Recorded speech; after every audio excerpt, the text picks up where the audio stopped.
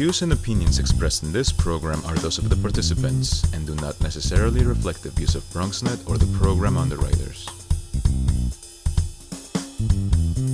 Hola everyone, welcome to Open BxRx Remote, brought to you from my living workspace, Chari Executive Suite. I'm Rhina Valentin, your hosty Café con Leche every Friday. Here's what's coming up in today's show. Leading things off, we'll learn more about Pencils of Promise and their upcoming holiday campaign, Seasons of Promise, that will continue to help provide educational opportunities for children across the world. After that, we'll find out how you can buy local for the holidays and support small businesses during the pandemic as we gear up for Small Business Saturday. And then we'll speak to some of the artists featured in the Bronx River Art Center's Justice exhibition displaying the racial and social disparities exacerbated by the pandemic. Later on in the show, Bobby C brings us an up-to-date with the latest headlines in the world of sports. And lastly, this week's Open Artist Spotlight features singer and songwriter Samara Brown, who will debut her single, You Don't Know How to Love, at the end of the show. So sit back y prepárate. All this and more is headed away, because now we are officially open.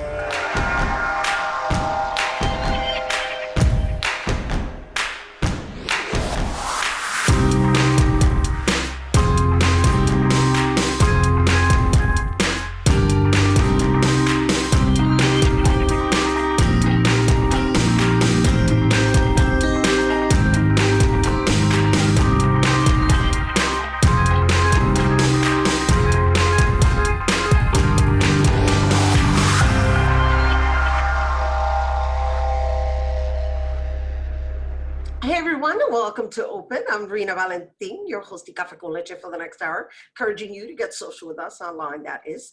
Tweet us and follow us on Instagram at BronxNet TV, or like us on Facebook at Open BronxNet Television. And of course, while you're there, you can follow moi on Twitter, FB, Instagram, Insta Stories, and LinkedIn at Rhina Valentin.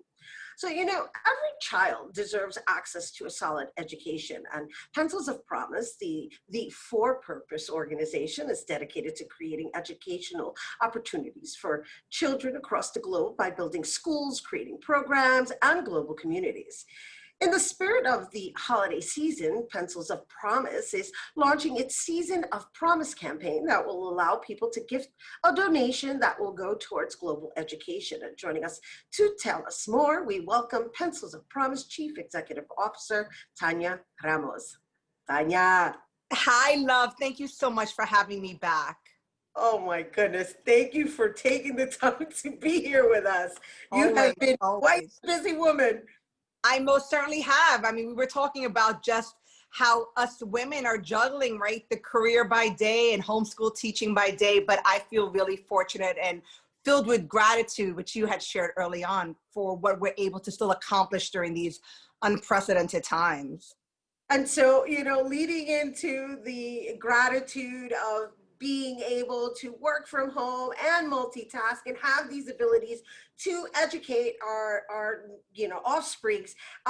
There's this job that you do that offers people who would normally have access to education in certain parts of the world. And I think that the work that you are doing is so needed and so admirable. I understand that you are now 531 schools built strong. We are so proud of that work, being able to really influence and support children around the globe, children in Guatemala, Laos, and in Ghana. To your point, 530 plus schools and counting, 100,000 kids being impacted and supported by our work daily. And so since let's talk a little bit about you, your background, and then coming aboard Pencils of Promise as the CEO, because you're skilled in an area of development, and it's just, you worked with the Children's Aid Society and in leadership roles, no less, which I have to acknowledge you for being a Latina, Thank you. CEO. I can't help myself. Yeah, I'm gonna, toma. From the BX, no less. Let's talk about that too. Just so you know.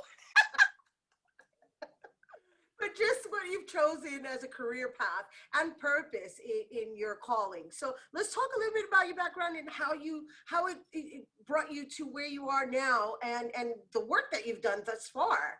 I mean, it's amazing that you guys have 531 schools built. Thank you so much. I mean, I will tell you that being a servant leader is part of my DNA. I grew up in Washington Heights, in New York City, New York native, then ultimately moved to the Bronx. And, you know, I am the byproduct of two really hardworking Boricuas, two Latin folks who were very young, 20 and 21, struggling to make ends meet. And in full transparency, my father, he really struggled with drug addiction. And so we didn't have it easy growing up, limited resources, limited in a lot of different ways. And they worked multiple jobs so that my brother and I could go to private school, which was a luxury in our neighborhood. And it was because they wanted us to have a leg up. They wanted college to be a true destination while they themselves had never gone to college. And so to your point earlier, my career started in the nonprofit sector because I wanted kids that looked like you and I to have the opportunities that were afforded me that wouldn't have been afforded me had my parents not struggled and sacrificed. Right. And, you know, Children's Aid Society, Taproot Foundation, just different entry points throughout my career. But the ultimate goal was to even the playing field, to make sure kids around the world have access to a quality education. Much of my work was domestic in nature early on. And so when I was tapped to become the first Latina CEO at Pencils of Promise, I was filled with pride, right? Beaming to be able to use everything I've done in my 20+ year career, dating myself. I won't tell anybody. I won't tell anybody if you won't. So dating myself, but ultimately now being able to take my skills and my passion for this work internationally and for a for-purpose organization. How hot is that? And so how many years have you been in this role as Chief Executive Officer? Yes, I'm going on 3 years. And as I alluded to, 25+ years in the sector now. It's all right, Mama. You wear it so well. Thank you. Yes, you do. Yes, you do. Not only that, you are really of service to our next generation, which to me is everything, right? So here you are traveling the world. Well, possibly not right now at this moment, you're working from your home. But by the same token, you're still making sure that all of this is in development. And what I really appreciate the most about this process that Pencils of Promise offers, I mean, honestly, I'm inspired to build a school because I like the structure of it. So let's talk to our viewers about how easy it is to be a contribution to even just pay for a classroom. Absolutely. Listen, what I've really been proud of is that there are so many different ways to get involved at POP. We have young people dedicating their birthdays.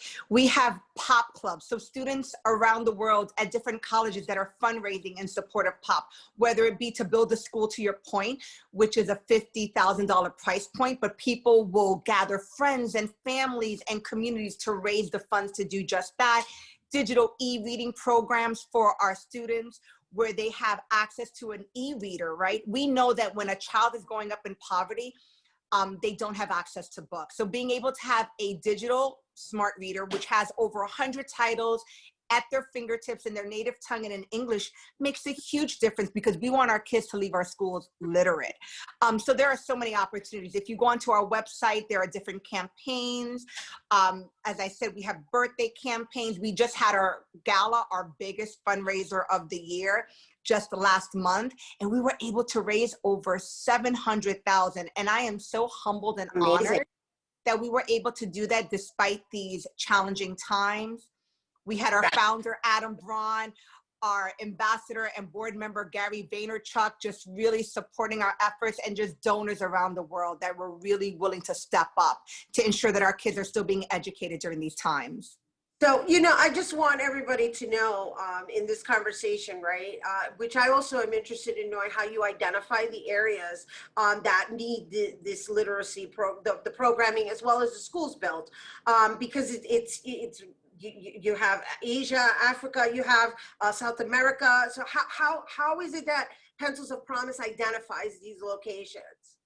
I will say that we have benefited immensely from having really strong relationships with the Ministry of Education and the government in each of the countries we operate in. And what I'm also very proud of is that when we build a school, while we may finance the building of the school through the generous donations of our donors, that school, Rhina, ultimately belongs to the country, belongs to the community that we're building. So we really lean in on the government to identify the areas that need the most support and where we should build a school. And then we go through a very innovative and data-driven process to qualify a said community and to make sure that those community members are invested from the onset. So they give 20% of what I like to refer to as kind of like sweat equity in helping us build the school. And that ensures that those kids are going to attend that school when it opens up, right? Because there's an opportunity cost for many of the families that we work with when they choose to send their kids to our school as opposed to working with their family to make ends meet, if you will. Right. No, it's lovely. It's just the shift of transformation or the intent of energy being put into that. That within itself makes all the difference. And you make me proud. You make me proud to know you. You make me to have you on again, to share your progress, to share this wonderful news, to know that yes, you're still forging forward with making sure that education is accessible to anyone who is in need. Absolutely. And like many of us, we had to pivot in the same way that things shut down in your neck of the woods and in mine. Around the globe, things were shutting down. So we had to find ways to continue to support our communities, support our students, and we're just so proud. We even created an education response fund where we raised additional dollars to support our students around the globe. So if somebody wanted to support now, before we go, what do you recommend they do? And do they just go to the website and just make a donation, or is their donation directed into a certain sector within the Pencils of Promise? What is it? It's an institution. So what would you refer to those sectors as? So I would encourage anyone who wants to support our work to go onto our website, pencilsofpromise.org. I would also encourage them to follow us on Instagram, Pencils of Promise. I'm also on Instagram, Tanya Ramos Pop. If folks want to reach out to me directly, they can most certainly find my information on the website and ask me any questions. And then one other thing, if you don't mind, I'd like to plug. During this moment where we're really operating from a lens of gratitude and we're getting ready for the holidays, I would encourage all of your listeners to try to support our season of promise. This is our year-end giving, right? This opportunity to continue making an impact in the students that we serve. And if you go onto our website, you'll learn more about Season of Promise. On Instagram, we're talking about the 12 days of giving and everything that we're doing to support our efforts between Thanksgiving and the end of the calendar year. And every dollar counts. We have a number of donors that are matching funds. So every donation made will be matched. So you get to double your impact. So I can't encourage folks more than to really think about how to leverage their philanthropic dollars during this time. Right. And she's referring to Giving Tuesday on December 1st. And what better way? That's right. And what better way to give than to give the gift of education? Awesome. Absolutely. Absolutely. Woo, Tanya, my girl, thank you for being here. Thank you for having me. Oh, my amor. Besitos, mi amor. Igualmente. And here's to leaving things better than we found them. There it is. There you go. Woo, you guys, once again, Seasons of Promise will launch on December 1st. And to donate and give back, you can visit pencilsofpromise.org. All right, we have to take a quick break, but when we return, we'll find out how you can buy local this year for the holidays. Don't go anywhere. Hey everyone, welcome back. So it is the holiday season, and small businesses across the U.S. are looking forward to Small Business Saturday. The COVID-19 pandemic has impacted many small businesses, and now more than ever, people are encouraged to buy local to help sustain our local economy. Joining us to discuss Buy Local East Harlem Small Business Saturdays, please welcome Buy Local East Harlem Initiative Project Manager, Jacqueline Tesman, and Joy Burger Bar owner, Jodi Lustig. Hello and welcome, ladies. Hi, Rhina. Hi. So, Jackie, oh stranger Jackie, you are not. just to ease you into the conversation and our relation, because, you know, I love the work that you do. And this was quite an undertaking, considering that normally the East Harlem Small Business Saturday is done on a trolley. So let's talk a little bit about the initiative and why it was so important to still move forward with that. Well, Buy Local was started, I guess about 4 years ago with the Union Settlements Business Development Center. And in essence, what it is a local economic development projects. And we support the local economy through business-to-business relationships, through partnering with local institutions, and to ensure that residents are buying local. So this whole initiative right now with Small Business Sunday is to ensure that, you know, obviously we want everybody in East Harlem to support our local businesses, but it's not only within East Harlem. We invite everybody to come and support all of our local businesses in East Harlem on Saturday, November 28th. And so thank you for that. Let's talk to Jodi a little bit about her business and I guess how you've been enduring this particular situation. I mean, you do have a food establishment, it's Joy Burger Bar. We can start with why burgers.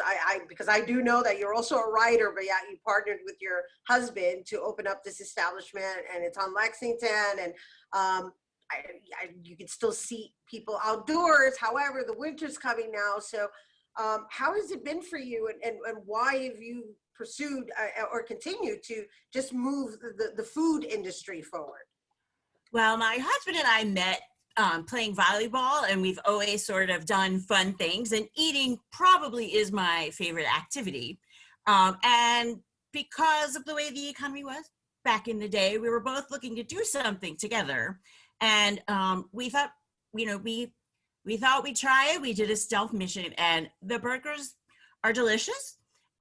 We have a lot of choices, so everyone can find something they like. We also like that we serve beer and wine, because we're that kind of couple too.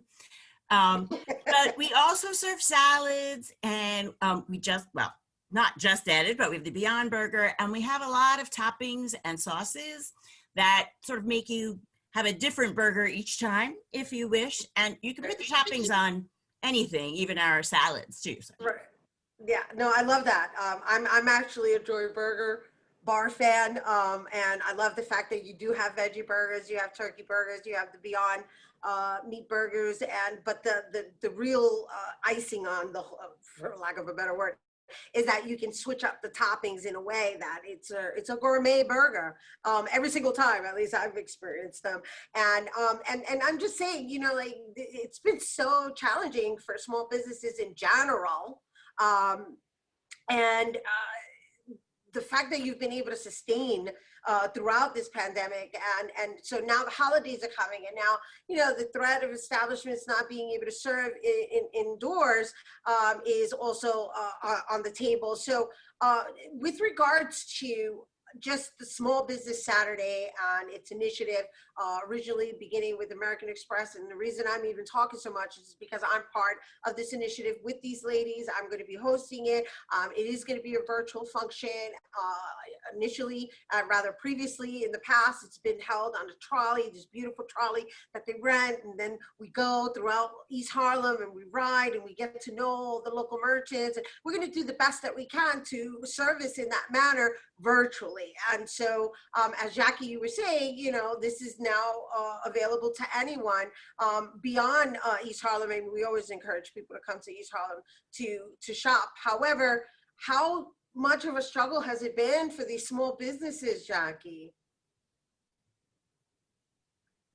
Listen, Rhina, you know, this goes without saying, they are struggling. They were hit incredibly, incredibly hard. You know, when COVID first hit, you know, they were, other than essential businesses, they were all shut down. And they had some relief in the form of financial help, but not all of them received PPP from the federal government. not all of them received grants or other loans. So they have been struggling. And with the city programs, with open streets and open restaurants, that has definitely helped a lot. But, you know, not enough, you know, a lot of them, to quote some of the businesses that I've spoken to, they're keeping their lights on. Got it. And a lot of them have had to pivot to online sales. A lot of them could not pivot to online sales for funding reasons, obviously. So, you know, recently when the city is now announcing that there's a chance that once again, they will have to shut down indoor dining for restaurants or shut down non-essential businesses, you know, it goes without saying the impact it's going to have on the community. It goes without saying the impact it's going to have on families. Please don't forget, you know, every single one of these businesses has a family to support. And if they don't have any income coming out, this has a ripple effect on the economy. It has a ripple effect on what happens when they're in their home. It has a ripple effect on whether or not they are able to pay their rents, their home rents, whether or not they are able to keep food on the table. So I ask everybody to keep that in mind when you're shopping. This is my little diatribe here. You don't have to shop at Target.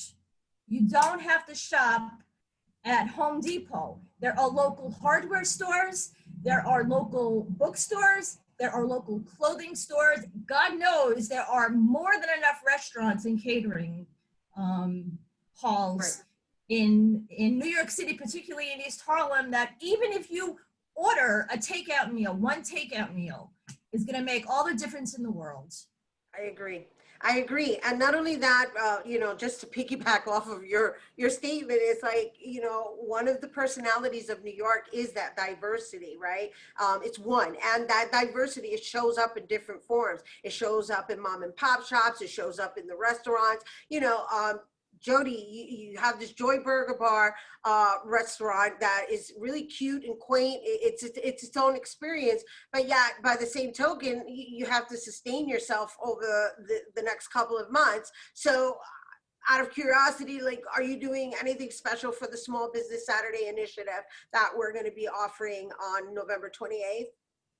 Well, we're probably going to offer a special burger. We called the Chili Fever, but although the weather is supposed to be very nice this weekend, so we can eat outside probably. We've got indoor seating as well.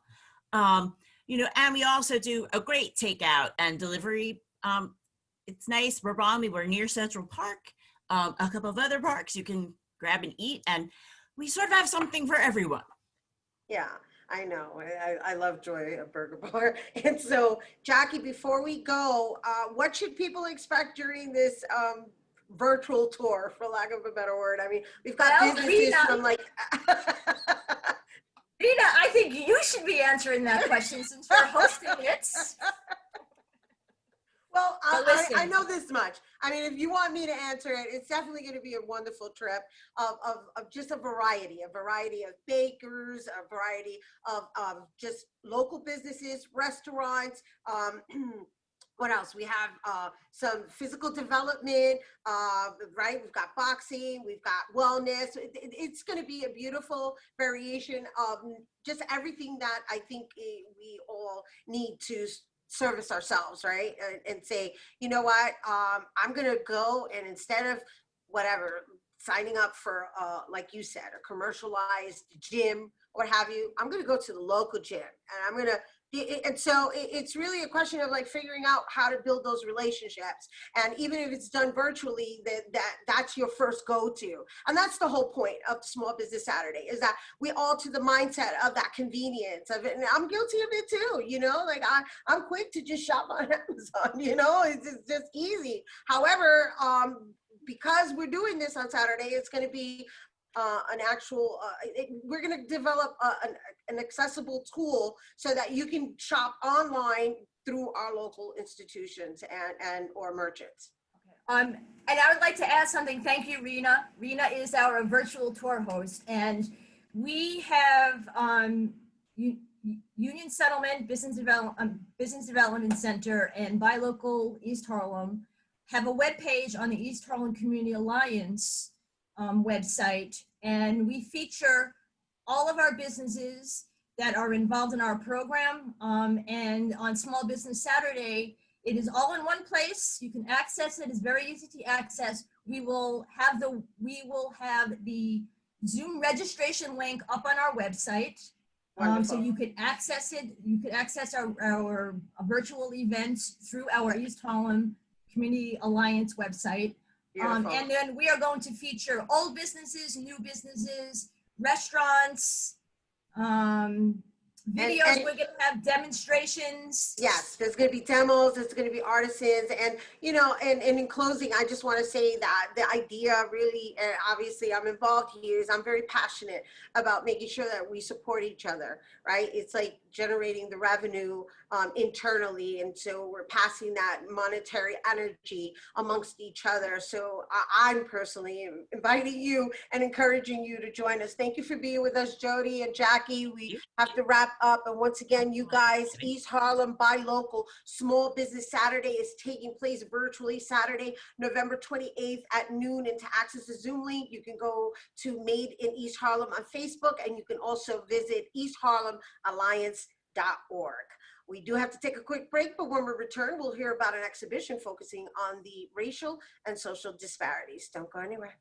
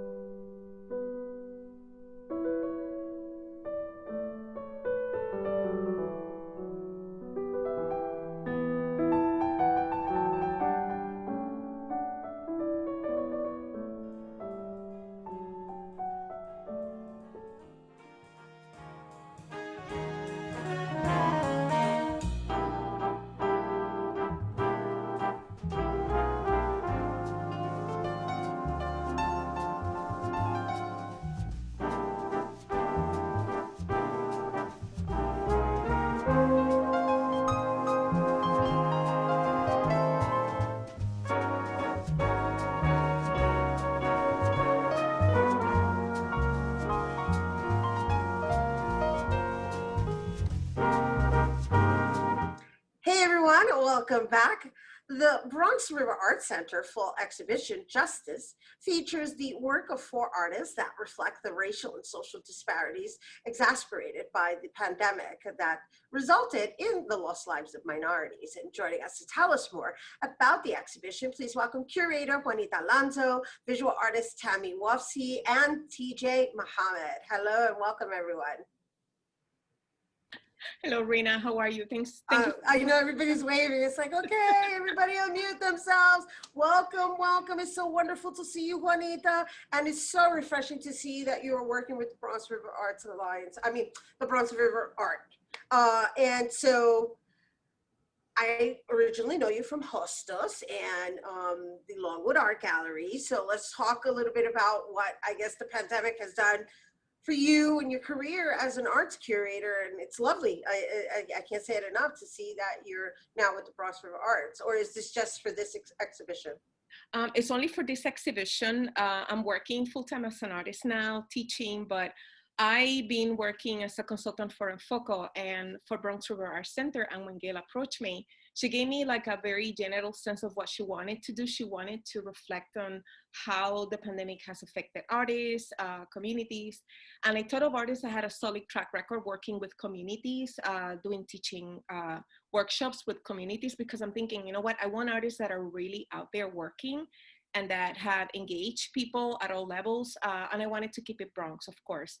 So I was familiar with the work of TJ and with Tammy and with the 2 artists that are not here with us today, Regine Lace and Laura. They have been actively working, engaging are, you know, people of all ages and all backgrounds, and the importance of how within all these, you know, whatever difference we may have, cultural, racial, we can come together. And this has been a very tough time for many people. I've been blessed that I've been overwhelmed with work, pulling resources for artists, working for other nonprofits, creating content for like teaching. And so, you know, reflecting on that and kind of like giving back, I said, you know what, I want to do a show that has that kind of message. Right, so that it's interactive in its own form, because you know, we've been following BRAC, that's what we refer to as Bronx River Arts Center, and we've been, you know, working with them and just highlighting them in their development, and they just opened up this fantabulous building that cost millions of dollars, and so now everybody's kind of like pretty much hunkered down. So it's lovely that you were able to figure out a way to make it accessible to people, even if they're just walking down the block, right? Which brings me to the artwork of these two lovely artists who are with us. We have Tammy Wufsi and TJ Muhammad. I noticed that we had some imagery on the windows. Is that images that belong to you, Tammy? The black and white, is that you? Yes, that is. Yeah. So, you know, talk to me a little bit about your messaging and where you're pulling from. I noticed that in your artwork, there's a lot of references to birds and feathers.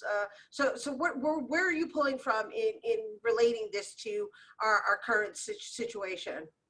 Well, I think a lot of it is pulled from the idea of freedom and how we see freedom. And obviously birds are probably the most free creature that can just fly anywhere, and just the idea in your head you can be free, and that idea from justice. I'm also taking it from a series I'm working on based on George Orwell books. So the image in the window is called Keep the Aspidistras Flying, and it's based on George Orwell's fictional book, how he sees the middle class. So the aspidistras plant is what you put in your window or on your table in order to signify the middle class. So how do we see the middle class in terms of health disparity and not having health insurance, and just how we're living in a society? So I love that you reference middle class, right? Because everybody's like, oh, it's the lower class, but no, it's the middle class, because it's really, right? The middle class that doesn't have health insurance. Right, because there's that leverage of like, okay, I make too much to not be able to have this, but then it's really a catch-22 when it comes to that, even being at that level, right? So I like that you mentioned that a lot, because again, you pull off the one card, right? You get laid off from your job, you pull off that one card, and you don't have health insurance. And the idea of the aspidistras plant, I turned that leaf, okay, into a double helix. So the idea of the double helix is actually also relates to the other artist's work, but the idea of the double helix is also part of the disparity in our health insurance. Yeah, that's wonderful. And then we have TJ, who went and took something as simple as the mask and created almost like a shield, an overall shield, not just obviously that we're using for our mouth and noses to prevent us from absorbing any droplets, as they call it, from the air, but the installation that you've created, it almost even loans itself as a shade from the outer world, right? Because you put them all together. Let's talk a little bit about like your messaging and the words that you've chosen, the people that you've chosen to mention. And then I know you also have that black word that also has symbolisms. I notice you use a lot of symbolisms in your work. Thank you for your time. What I'm doing in my work in general, like my artistic practice, is about my own story, community story, and also incorporating some cultural references. So here in this exhibition, what I wanted to do when I first got invited is with the title, we all in this together. I was thinking about what we need to do as a way of holding this kind of history into our time. But here, incorporating the ideas of reuse, I wanted to use something that could, like, very minimalist approach. But here, this is the year of mask. So, but again, I cannot reuse this mask because this mask we're all running away from the mask, and it becomes a shield. And I'm glad you mentioned it, because it is like a shield between you and me whenever we meet to talk, and everybody, even on the train. So we are talking behind a peel, of like fabric. So how do I document this? So I'm thinking about nostalgia, I'm thinking about time, and also creating an atmosphere where people feel sort of uncomfortable, because this is the same mask we are running away from, not to touch. And then, but here it has messages. So it is drawing you closer to read, but at the same time, you are being conscious. And the messages you see on it are not my own messages. They are messages. I collaborate a lot with community. So community and audience are my collaborators. So what I'm doing here, I'm soliciting from the public, telling them, hey, what is happening this year from, from the beginning of the year to now, from police brutality, from family, from hope, there's losses, there's joy, gratitude. There is also, there's a lot of things happening. How do we document this with Black Lives Matter happening? And this is a show called Justice. Right. And a lot of the messages I'm getting is like no justice, no peace. And then there's a lot of names from everybody who passed away. And then, yeah, so, it's sort of like collecting this whole history of everybody. Yeah, and subconsciously, right? Before we go, because I want to wrap up with Juanita. Subconsciously, whether you guys both realize it, you're using black and white in your elements, right? Because your masks are black and white, her images are black and white, and that seems to be at the forefront of discussions in general. And it really, more than anything, if we want to look at things from a place of blessings, what the mask has done for us is it's forced us to deal with each other deeply, because we have to communicate through our eyes based on wearing the mask. And then all of the protesting has also presented exactly what's on people's minds, like really on people's minds. So authenticity is really making its way and forcing its way through everything. Anyway, that's my interpretation of the art. I love art, and I love what you guys are doing, and I love that you incorporate community. And Juanita, I love all the work that you do. And before we go, just share with everyone how accessible this art is to them, because I believe you don't even have to go inside the gallery for those who are concerned with going inside, right? Yeah, so here's the thing, the gallery is open, and one of the things that Gail has done very responsibly is that there's a limited capacity on how many people can be in the gallery. So the gallery is open Wednesday through Friday, 3 to 6, and on Saturdays from 12 to 5. I will like to, I'm looking forward to my visit the next time I'm there, so I can see the show during the night. During the day. And I look forward, and I encourage everybody to take advantage and, sponsor our work in the Bronx. Beautiful. So great artists, and I look forward for people to come. And I'll be going there. I'm posting on social media, my Instagram. So thank you so much for having me here today. Absolutely. Thank you. Thank you for being here with us, Tammy. TJ, Juanita, you guys, I just want to mention once again, the Justice, the exhibition will be on display till December 12th. For more information, you can visit bronxriverart.org. Don't go anywhere. Bobby C's Weekly Sports Roundup is coming up next.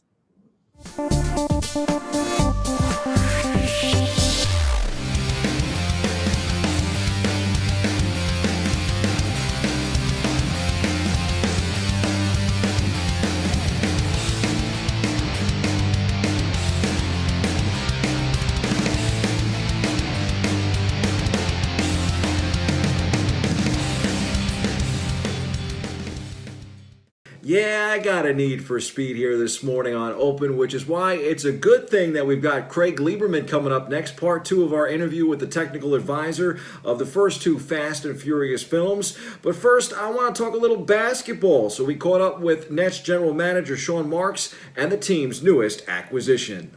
Both are very competitive. Love that about both of them. Very diligent in their work ethic, and you watch them in their, even as simple things as their pre-game warm-ups and so forth, and how they prepare for games and how they attack and their approach and so forth. These guys we've watched since college, so it's been nice to follow their trajectory of their career and just what they add to our team. Found out, my agent came in and told me And I mean, I was excited. I mean, it's a great opportunity, great organization, new coach, great players, and great city. So I mean, I was excited and happy for the new opportunity. The Nets should certainly be on the move this upcoming season. And now, part 2 of our interview with Craig Lieberman. Check this out. I've just been mesmerized by how much stuff that you have, how great a job you did of basically cataloging and categorizing all of this stuff from back then, whether it's pictures or video, and to be able to bring it again to fans these days on your social channels. What is the goal for you with what you're doing? I have no goal. I don't monetize on Instagram. I don't have any sponsorship or anything like that. My website, I just put the information up just so people can have a conduit to get some data online quickly. So I have a bunch of the car stats from the first couple of movies on there, because didn't jump too much into like Tokyo Drift and 4, 5, 6, 7, 8, because the cars are basically built as stunt cars. It's not the same, but I've covered that in videos. But my goal is just to share content. I'm so tired, honestly, of people saying to me, hey, those cars weren't legal, or that's not the car that they used, or this is the car that they used, and all that kind of stuff. And so I said, you know what, I'm just going to find a place to kind of come up and present all the actual data and the actual facts. So I started with the book, and then I said to myself, I've got to do the pictures too, because I have so many pictures. But if I put them in the book's going to cost $40 and everybody's going to cry. So that's why I created the Instagram.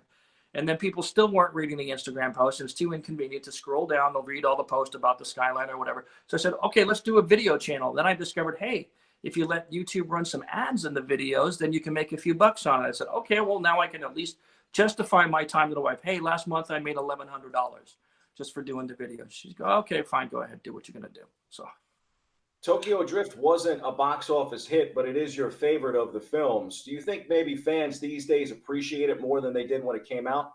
And then also, I think for those that really love cars, it is the best of the films. Yeah, I agree. I agree with that, because it's got the drifting, all the hard car drift stuff.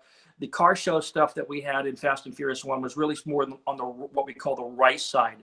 The ricey side of the tuner market is people putting on modifications on the car that do nothing to help the performance, right?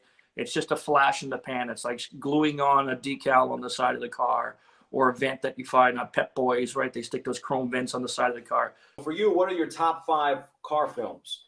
Is Fast and the Furious or one of those first 3 movies in your top 5? I vacillate back and forth on that. I'm attached to the first film, not because I thought it was good. Let's face it, it didn't win any Academy Awards. But, the sounds of the turbos and all that, I mean, that just, for a car guy like me, that's a big thing. Ronin was a great movie. Bullet was a great movie. Shoot, what else? Gone in 60 Seconds, because it had a, wide swath of cars. Italian Job was kind of fun.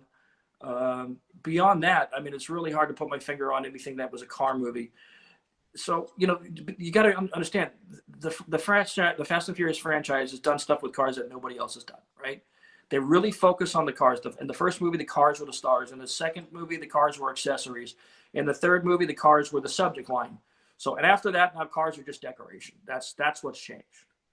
Yeah, it's definitely I enjoyed that video on your YouTube when you kind of talk about how the series has evolved, and so much of it is really big business, both Universal and the movie company itself kind of looking at the hard numbers and seeing what the fans, overall what the fans would want, as opposed to just the car community. Universal's been absolutely brilliant, and I'll tell you how people don't recognize it without really doing analysis. The diversification of the cast was their first step to bringing these motion pictures to a broader audience.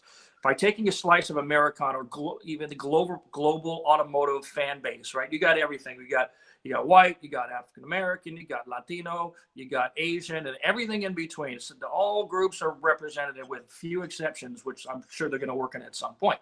So there's something in there for everybody, character-wise. Car-wise, I don't care if you like domestic cars, you like trucks, you like SUVs, you like Ferraris, you like tuner cars, you like drifting. It's in there, and usually they're going to get blown up. It's like James Bond stuff, right? So whatever car that you see come on set, on screen for the first time, don't get attached to it, because it probably won't make it to the end of the film. And I take great guilty pleasure in watching the demise of these cars. So it's still a car film. So Universal's been brilliant. They've moved to heist films instead of street racing. You cannot build a 2-hour film around a bunch of guys talking crap in the garage with their friends. Oh, my car's faster than yours. You can't build a movie around that. So it's got to be some drama. And so they've chosen a crime drama. So, and that's what they've been doing for the last 18 years. And it's worked out well. Fast and Furious, the first movie made $211 million. The 7th movie made $1.5 billion, and the 8th movie made $1.2 billion. I think they're going in the right direction. Absolutely.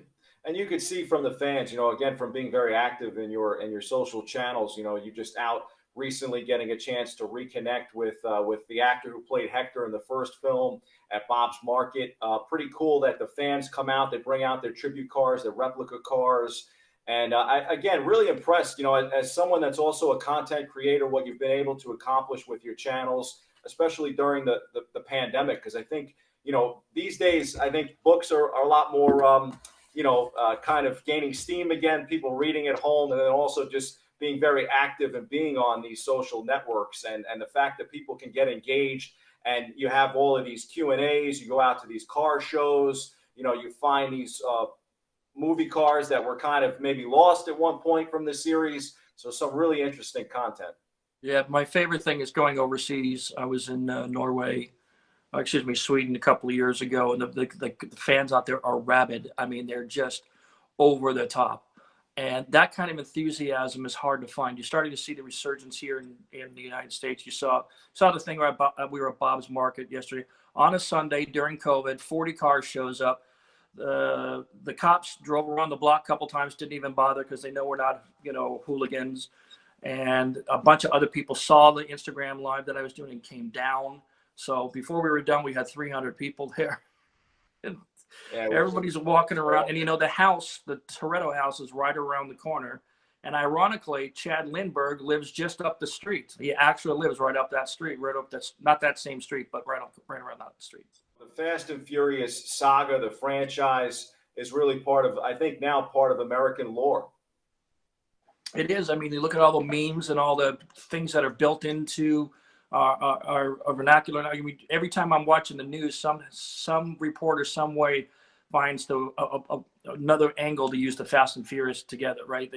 I've seen weather reporters going, we have this storm swinging down Fast and Furious from the Northeast, and I'd be sitting there in the airport going, good God, I can't get away from this. But it's just part of American pop culture. Even Danger to the Manifold is part of pop culture now, too. Lord save me. I'm literally putting the final touches on the video about all the technical errors and how they happened and why they didn't get corrected in the movie, because to this day, people come to me, what is a Motec system exhaust? It didn't exist. Just move on.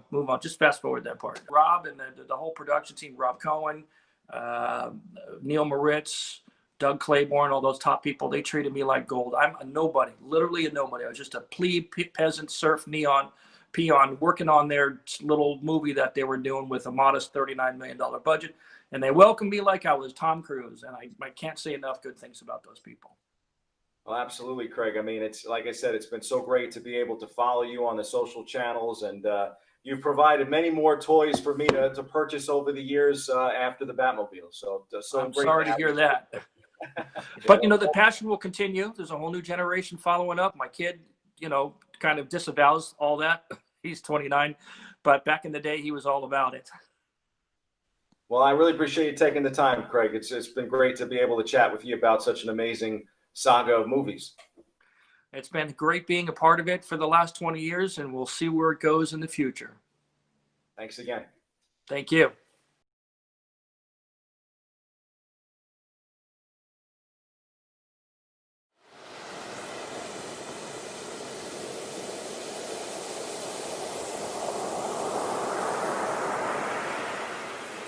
Hey everyone, welcome back.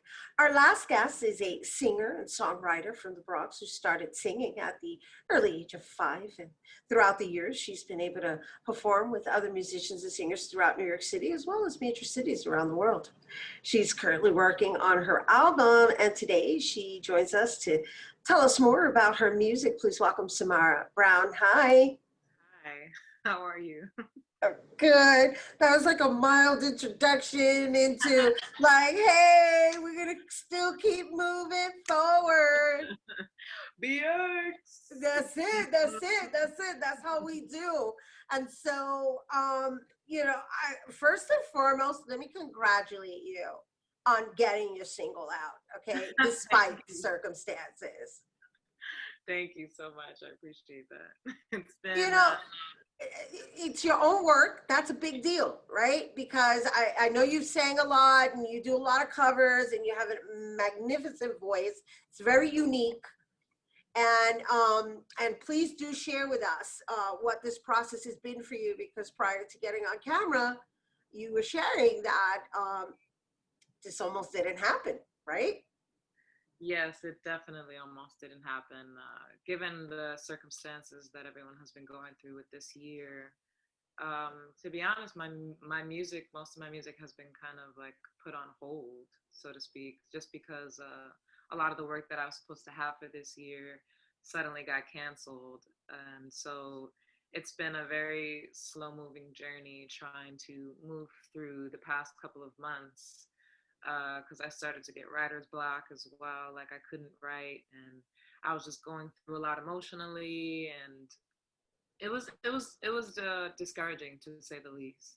Right, right. And so, and that's why I wanted to have a conversation, possibly, have a session here for any artists out there who may be going through the same thing, because it's definitely been a really challenging time, like having to create, not just create, you can create, but it's the manifesting aspect of the creation that is being challenged right now, because it's kind of challenging. You got to reach to find that hope, right? Because right now what's being sold is despair.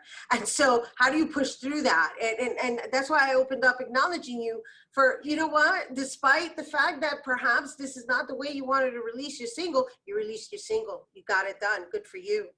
Thank you. Yes, it definitely wasn't my original vision for the song and how to release it, but I felt that it was almost kind of necessary. I've held on to this song for a really long time. I wrote it years ago and just recently was able to record it and get it down. And so it's it was more so like a need for myself to kind of get those emotions out, because I was carrying these emotions for years in regards to previous relationships. And so I didn't want, Corona to have overtaken me, and it allowed me to not be able to express what I've been wanting to express for years. So it felt, like a release to finally have that music out. And even if it wasn't exactly the way that I wanted to do it. So how long has it been since it's been released, and how long did it take you to finally just, dust it off and say, you know what, I'm going to do this anyway? Because we advocate a lot of artists, and I deal with a lot of artists. I'm an artist myself, and this period of whatever we want to refer to it as is a cocoon, we'll say, right? The metamorphosis. Well, there's a dark cloud over us that we basically have to constantly look for the little holes to find the sun rays, right? Yeah. So what kind of process has that been for you? Like, honestly, like from the time that you were like, oh, this is not going to happen the way I envisioned it now, to when you actually finally got it done? It was a very large self journey, I have to say, which I think for a lot of artists or people in general for this year, we've had to kind of dig deeper into the self and to find our motivation for life, to improve upon ourselves. And to be honest, a lot of it was, when everything was busy and everything was going on, there was a lot of procrastination on my part. And I was kind of like putting my music to the side. I don't know if it was because of just some inner insecurities or whatnot, but to come into this year now where it was almost like kind of bottom line, where it was like, if I don't get this music out, like, I'm not sure what's going to happen. So it was almost kind of like a survival instinct, so to speak, where it was like, I have to release this or, I might not make it. So that journey has been really much a self-made journey, and looking into myself and pushing myself to be the artist, which is really the artist I've always wanted to be. That's beautiful. Beautiful. And good for you. Good for you. Yeah, I'm going to keep pouring it back to you because you said it yourself. I've been procrastinating, putting myself on the side. Now I had to deal with myself. And so now I'm executing, and, you know, however the chips may fall, they're going to fall. But, you know, at the end of the day, I completed what I said I was going to do. And that's where it all begins. That's where the magic is created. And you're going to perform a special rendition for us here on today's show, right? Yes, absolutely, I am. I'm excited about that because it's like we're debuting your single. Yes, you guys are the first to debut my single on television, so that's exciting. well, how about this? It's exciting for you to bring it to us. We love it. We love it. We love it when we're the first. Thank you. All right, and thank you for your authenticity and sharing so, you know, deeply. I appreciate that. I'm sure our viewers appreciate that, and I'm sure you're touching somebody who may be feeling a certain way right now. So thank you for that. No problem. I feel like it's important, not just this year, but in general for us to all to pull together and kind of be there for each other and to share what it is that we're going through, because we're not alone in those experiences. And that in itself is the beauty of music. It's that close relation that you feel when you hear a certain beat, or when you hear a certain song, or when you hear certain lyrics, you connect to it. And so I'm very happy to give that to everyone. Well, we're happy you chose to bring it here too. And you guys, we're going to take a quick break, but when we return, Samara, she's going to perform her new single for us. So don't go anywhere. Hey everyone, welcome back. Here now to perform her song, her new single, You Don't Know How to Love. Please welcome Samara Brown.